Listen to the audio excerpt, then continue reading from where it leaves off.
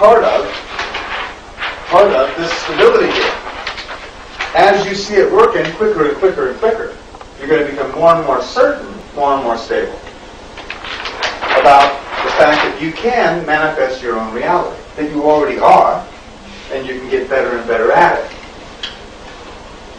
And this is the steering wheel, more or less, of these four little things right here. Are there questions about that?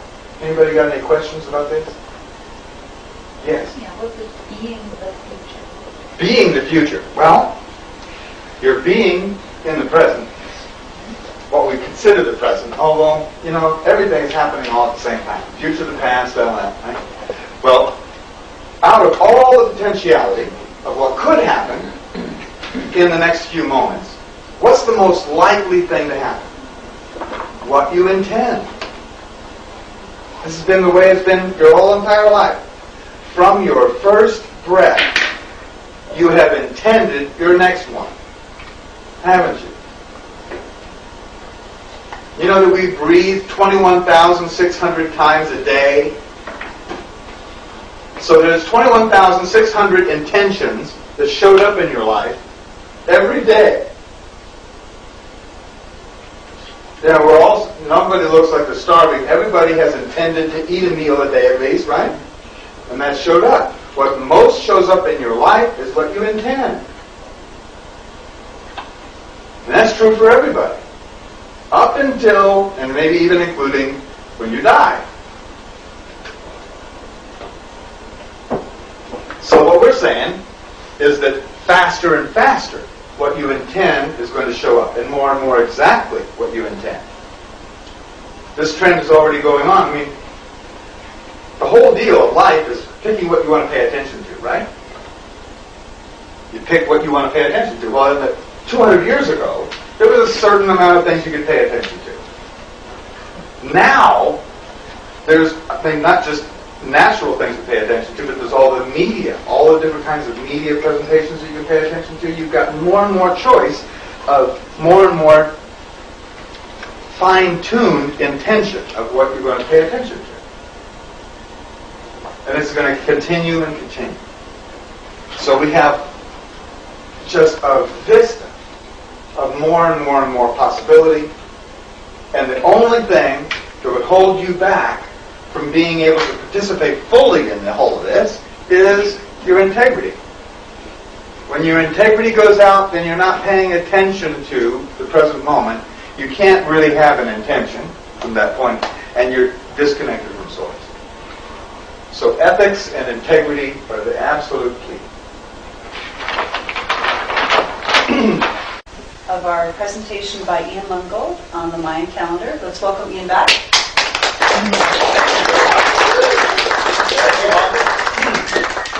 It's quite wonderful that you have this center made available to all of us. Thank you very much. During the break, we had a couple of questions, and I was going to have the people ask those questions again on tape. So one of the questions from over here, and what was the question again was? The question is, where did the Maya people get the information from to begin with? Okay, where did the Mayan people get this information to begin with? Well, we don't precisely know.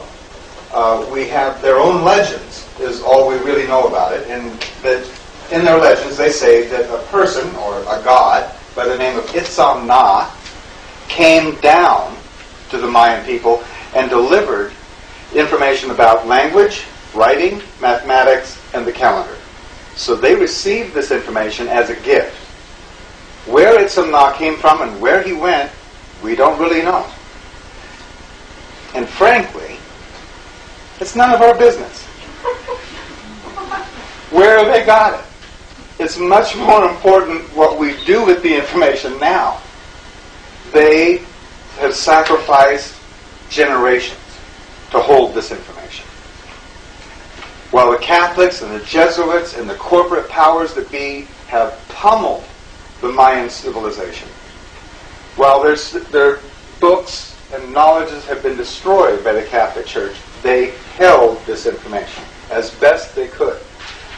There are 8 million Maya still living in Central America, a very low percentage of them with any knowledge of their own culture. very small percentage actually still follow the calendar and follow traditional ways. Yeah, it's been quite a journey for them. But they have held this information and passed it forward to us. We have added to their information with all the science that we now have, and it's come more full circle, or we're now receiving back the information, some of it, that the Maya had probably accumulated, but was burned by the Catholics. So, to answer that question. And then there was another question.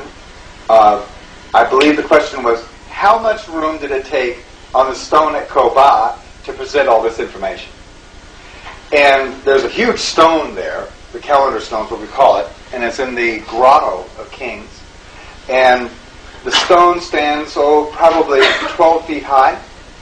It's covered with glyphs.